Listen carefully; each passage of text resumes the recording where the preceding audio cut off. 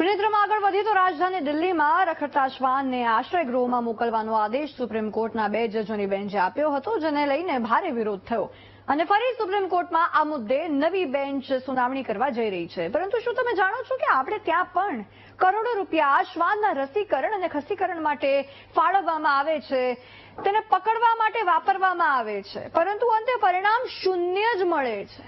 વાત આજે વડોદરાની કરવી છે, જ્યાં છેલ્લા 1 વર્ષમાં તમારી કલ્પનાથી પણ બહાર 7,000થી વધુ લોકોને શ્વાન કરડ્યા છે. જી હા, માન્યમાં ન આવતું હોય તો આ રિપોર્ટ જોઈ લો.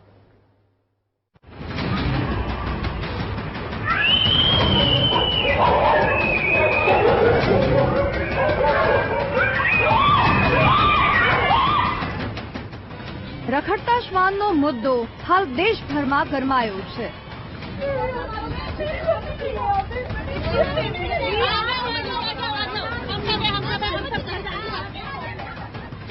ત્યારે આજે વડોદરા શહેરની વાત કરવી છે, જ્યાં પણ રખડતા શ્વાનનો ત્રાસ સતત વધી રહ્યો છે.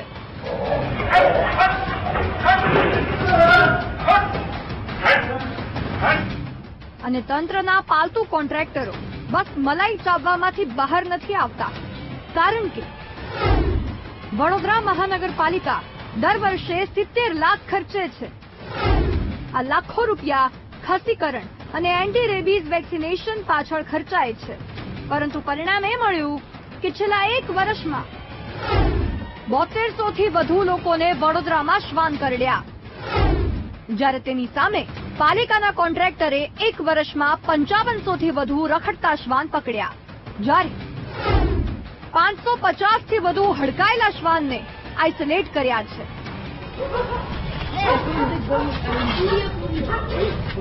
એટલે કે જેટલા શ્વાનને પકડવાની સંખ્યા કરતા તો શ્વાન કરડવાની સંખ્યા વધી ગઈ છે, જે દર્શાવે છે કે લાખો રૂપિયાનો પાલિકા દર વર્ષે ખર્ચો કરે છે તે માત્ર કોન્ટ્રાક્ટર અને અધિકારીઓના ગજવામાં જાય છે. જ્યારે વીટીવી ન્યૂઝે આ મુદ્દે અધિકારી સાથે વાત કરી તો તેઓ બસ પહેલાની જેમ પોતાના કામનું લિસ્ટ વાગોળવા લાગ્યા, જ્યારે વિપક્ષે તંત્ર નિષ્ફળ ગયાના આક્ષેપ લગાવ્યા. જે રીતે ડોગનું બી સર્વાઈવલ રેશિયો હોય છે, 7 થી 8 વર્ષ જીવતા હોય છે. ડોગની અંદર ઘણા ડોગ એવા હોય કે જેનો કદાચ સર્વાઈવલ રેશિયો વધારે હોઈ શકે, કેટલાકનો ઓછો પણ હોઈ શકે. એ અનુસાર 2014ની અંદર સર્વે અનુસાર અંદાજે 44,000 જેટલા ડોગ હતા. ત્યારબાદ સદંતર કામગીરીને ધ્યાને લેતા આજે તેઓનું પોપ્યુલેશન સ્ટેબલ છે, મેન્ટેન છે. કેન્દ્ર સરકારની પણ ગાઈડલાઈન કહે છે કે સદર અનુસાર તાત્કાલિક ડ્રાસ્ટિકલી ચેન્જીસ ન થાય, પરંતુ સ્ટેબલ સ્ટેજ બાય સ્ટેજ એનો ઘટાડો થતો હોય છે. આજે વડોદરા મહાનગરપાલિકા દ્વારા સદંતર કામગીરી કરવાના કારણે અત્યારે 35,000થી 40,000 જેટલા ડોગ સર્વાઈવલ વડોદરા સિટીમાં હોઈ શકે છે. કૂતરા પાછળ દોડતા હોય અને આપણે લાખો રૂપિયા નગરજનો માટે ખર્ચતા હોઈએ કે ભાઈ આ વર્ષે કૂતરા ઘટી જશે, પણ જે 40,000ની સંખ્યા પહેલા હતી એ જ આજે છે. તો ખસીકરણ, કૂતરાની ઉંમર કેટલી, એની વય કેટલી, તો કે ભાઈ 15-20 વર્ષ. તો 15-20 વર્ષથી જો ખસીકરણ થતું હોય તો સંખ્યા ઘટવી જોઈએ કે વધવી જોઈએ? સવાલ એટલો જ છે કે એના પર કોઈ મોનિટરિંગ નથી, કોઈ દેખરેખ નથી. ક્યાં ખસીકરણ જાય છે, કોણ છોડી જાય છે, આ શહેરમાં કોઈને કશી પડી નથી.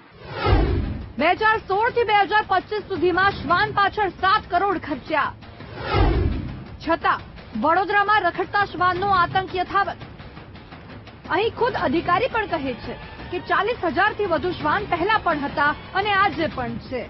એટલે કે વસ્તી વધી તો નથી, પરંતુ ઘટી પણ નથી. અને કઈ વધ્યું તો તે છે શ્વાન કરડવાની ઘટના. એટલે કે શ્વાનના ખસીકરણની જે વાતો થાય છે તે માત્ર કાગળ પર જ લાગે છે, ત્યારે જ તો શ્વાનના હુમલાની ઘટનાઓ વધી રહી છે.